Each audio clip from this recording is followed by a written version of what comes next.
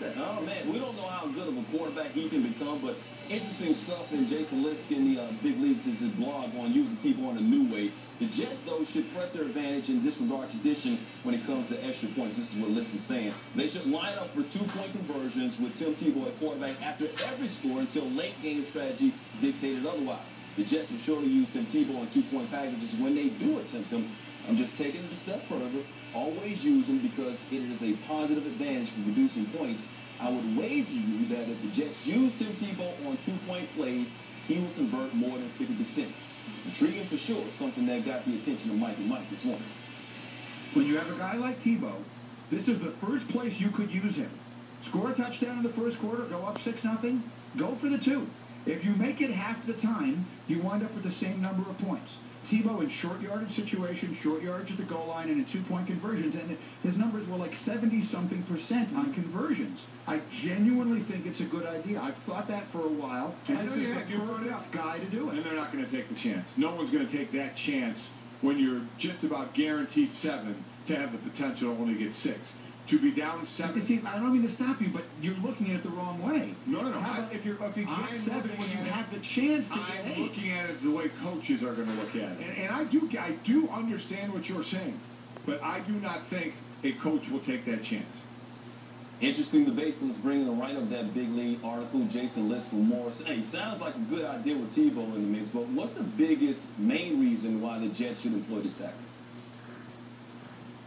Why they should employ the tactic? Well, the reasons I say they should are because I believe, honestly, that they can convert at a rate well above. And I actually went and crunched some more numbers, and I'm going to throw some out there. Is Herm Edwards there, by the way? Right here. Come on, give it to me. We're playing fantasy football. Okay. Come on, give me the numbers. Because I have a Herm Edwards specific stat here for you. I love it. I went back and looked. Actually, I put my number estimates were wrong. The 45 to 45% I said on 2s, well, that's actually a little low. Plus, that includes a lot of box snaps. And we tend to put those with the 2-pointers when they probably should count against the extra points. When teams actually line up in an offensive formation and try to go for it, they converted exactly 50% over the last decade. However, when they run the ball, they've converted 61.5% of the time, 96 out of 156, showing that teams tend not to run as much as they should in 2-point plays anyway. Set inside Tebow. Okay. Nobody goes for it early, but I can tell you that there were 22 attempts that were actual attempts in the first half of the game. Herm Edwards was one of those 22 in the game back in 2002 against the Chiefs. I don't know if he remembers it. Yes, sir. Curtis Martin. Mm-hmm. They went up 13-12, yes, sir. and he went for 2. So anyway, I want to point out you were at the leading edge there because you're one of the few coaches that have actually gone for it in the first half of the game, even though I think you're skeptical here. Now on Tebow or Cam Newton, I would say this. When the average is 61.5%, now obviously that's subject to how frequently teams go. If they pass more, defenses are going to play pass. Mm-hmm. So that number's going to come down a little bit as they adjust the differences. I still think Tebow is better because, as Merrill said, you don't need a blocker for him. He can operate as the lead back and the passer. He causes differences. Teams, if they narrow out to play him as an edge runner, they open it up to draws to the back, up the middle, or to him. And so I think he can exceed 61.5. If he does that, you have 10 points a year. That may not sound like much. I'm not saying it's a revolutionary idea. I'm just saying that if you add 10 points, that's maybe 2/10 of a win. And they sound trivial. You got that from every player on the roster. You go from one of the worst teams to one of the best teams in the league. And it's good for a mathematician. Let's see about the football player. Herm, you heard what he had to say. How would you respond to that? Well, you have a long-term contract if you're a head coach. Obviously, if you're going to go for 2-point conversions, and it makes a lot of sense. It really does. Historically, that's not how you're taught to play football. Now, maybe it'll be something new with Tim Tebow. It'll be interesting to see how many coaches with these numbers decide to go for it. 2-point play.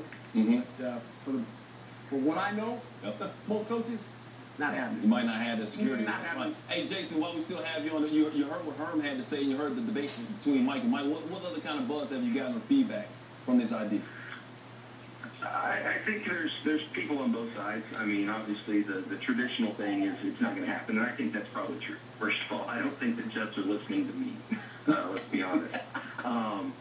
I do think people tend to look at downside more than upside. I think for the first 3 quarters of a game or so, It's all about point accumulation.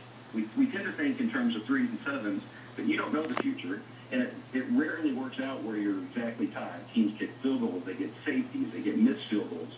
And so if you have a play that gets you 1.2 points on average rather than 1, I say press the advantage. But I did look back at the Jets' schedule just because people tend to focus on the negative and say, oh, that could lose them a game.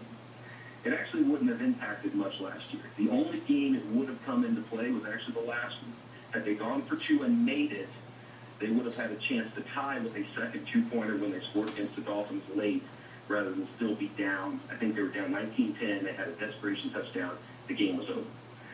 That would be the only game where doing it one way or the other would have impacted, and it would have actually impacted positively. But you can't predict that. And so my sense is, if you can do it and convert it 60%, they should, because they'll increase their chances that they get more positive impact. All right, good stuff, man. More numbers for your information. Under Rex Ryan with the Jets. The Jets 3 for 7 on 2-point conversions, but of course they didn't have Tim Tebow in the mix. They did have Brad Smith back in the day. So thanks for your time, Jason Lisk, man. Interesting stuff. Okay, thank you. Good job, Jason. Jerry, you heard her. Jerry, you shaking your head? I was the pioneer. Yeah, I'm shaking my head. I was the pioneer. Come on, man. Oh, come on. What's wrong with it? Well, it doesn't sound sensible, but ain't nothing sensible with the Jets. We know that.